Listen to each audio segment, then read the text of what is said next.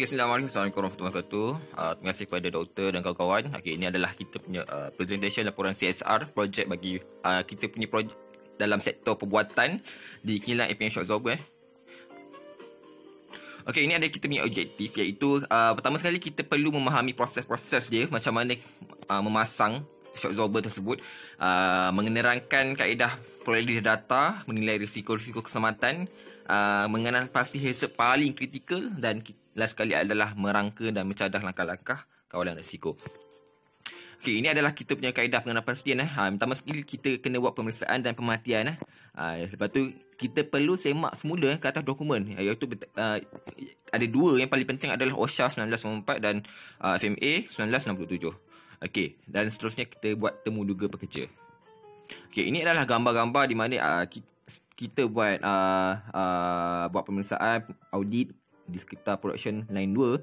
Ada buat temu duga di situ. Okey, ini adalah kaedah penaksiran risiko. Ini adalah risk assessment kita. Okey, cara kita adalah menggunakan 5x5 iaitu menggunakan DOSH punya requirement, menggunakan 5x5. Kalau metrik untuk NIOSH iaitu 4x4, tapi kita jarang gunalah untuk NIOSH. Okey, inilah kebarangkalian ni adalah likelihood dikalikan dengan severity keturukan bersama dengan risk. So ni cara pengiraan dia. Contoh 4x4 akan dapat 16. 16 tu dalam kategori paling berat lah.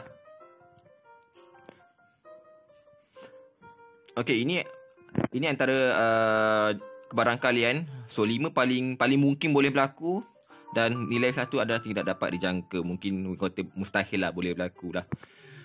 Okay, ini adalah nilai keturukan severity boleh kalau kadar 5 tu boleh menyebabkan malapetaka, banyak kematian, merosakkan harta benda. Kematian tu lebih daripada seorang tu boleh menyebabkan itu adalah malapetaka. Sedikit saja atau lebang kata luka kecederaan jenis yang rawatan kecemasan macam first aid, itu kadar 1 saja.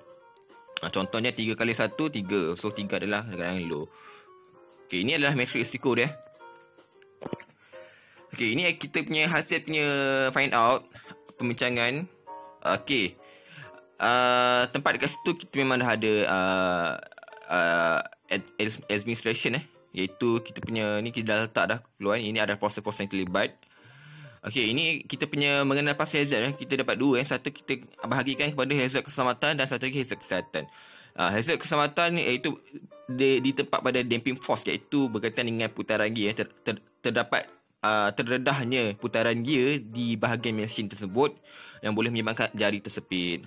Okey, dan hazard kesihatan adalah pekerja terdedah kepada bautina di mesin pin touch up untuk menyebabkan disyaki kanser. Okey, kita tengok seterusnya. So ini kita punya yang paling kritikal lah, kita cari dua mesin . Okey, proses iaitu damping mesin ni adalah untuk cek spesifikasi dalam damping untuk shock absorber. Jadi terdapat putaran gear yang terdedah di luar mesin tersebut. Itulah hazard dia lah. So kesan dia boleh menyebabkan jari tersepit.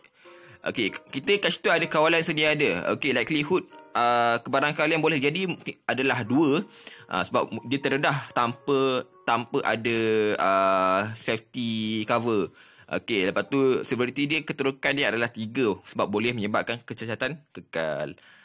Okey. So kali kan yang akan dapat 6. So dia adalah risk orang kata sederhana, moderate. Okay, prepaint touch up. Prepaint touch up pada bahagian shock absorber sebelum spot welding. Itu adalah proses dia iaitu kita touch up sebab ada kawasan yang terlindung. So bila menggunakan tina, pekerja terdedah kepada bau tina. Okay. Disyaki menyebabkan kanser. Okay, kenapa kita letak disyaki menyebabkan kanser adalah di dalam SDS tina tersebut terdapat benzin. Benzin boleh menyebabkan kanser leukemia. Okey, kalau sedia ada kat situ sistem pengalian udara umum kita dah ada kat situ sistem pengalian udara umum. Okay, likelihood 2, boleh letak 2, severity 4 sebab boleh menyebabkan kanser. Bila boleh menyebabkan kanser adalah severity yang kecacatan yang boleh menyebabkan maut. Kanser boleh menyebabkan maut. So kita 4, so 2 kali 4 jadi 8 punya risk dia. So dalam keadaan moderate. Okey, ini adalah saranan kita adalah iaitu kita ada 5 step. Kita ada penghapusan, pergantian, engineering control, administrative control dan personal protective equipment. Okey, dekat sini elimination untuk dari segi damping force adalah kita tak boleh hapuskan hazard tersebut. Bila kita turun bawah balik, pergantian putaran gear tidak boleh digantikan. Okey, kita ada engineering control, memasang pengadang putaran gear. Kita kat situ kita buat engineering control. Kita kena buat daripada penghapusan tu tadi. Kalau tak ada, bawa pergantian. Kalau pergantian tak ada, bawa masuk kawalan kejuraan. Okey, boleh bawa lagi tak? Okey, boleh. Kawalan pentadbiran, iaitu administrative control. Memastikan operator mengikut aturan kerja SOP, melatih pekerja, mengawal selia pekerja lah. Itu kerja-kerja yang kita perlu beritahu. Okey, dan seterusnya PPE perlu pakai tak? Tak perlu. Sebab dia tidak berkaitan dengan pekerja. Dia hanya berkaitan dengan mesin tersebut. Okey, ini adalah kita punya saranan. Kita punya risk control. So, daripada penghapusan tidak boleh dihapuskan kerana kegunaannya diguna untuk melengkapkan proses. Okey. Sebab dia berkaitan dengan cat. So, cat kalau kita nak larutkan, kita guna thinner. Okey, pergantian tiada bahan kimia yang boleh digantikan. Okey, kalau cetera ni memang kat situ memang ada kita nyatakan memang memasang sistem alat pengalihan udara lah. Kat situ kita ada pasang kawalan pentadbiran. Pekerja dikendaki menggunakan prosedur kerja yang selamat dan standard piawai. Maknanya di situ memang kita ada SOP kat situ lah. Supaya kita ada noted kat situ. Pekerja kena ada noted lah, ada kesedaran awareness kat situ. PPE ada tak? Okey, PPE memang kena letak menambah kelengkapan perlindungan diri, iaitu topeng muka penuh dengan penapis jenis cartridge. Itu lebih kurang kita menggunakan paling sesuai adalah guna R95, iaitu berkaitan dengan resistant oil. N95 dia tak kurang susah sikit. R95 lebih efektif lah sebab dia adalah resistant untuk oil. Thinner ada berkaitan dengan oil. So, ini adalah kita punya faedah.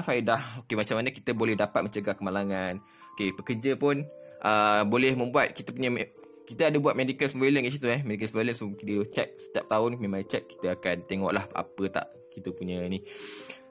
Proses jalankan dengan lancar tanpa isu kemalangan. Kat situ kos tambahan seperti insurans. So bila berlaku kemalangan kat situ kan, boleh berlaku dia ada kos tambahan yang tersirat kat situ. Boleh menyebabkan, contohnya adalah kos perubatan, kos pengangkutan dan penalti dalam undang-undang Malaysia yang dapat dielakkan. Contoh kalau paling maksimum di bawah OSHA 1994, maksimum yang akan didenda kalau terkena lah kan, RM10,000 lah.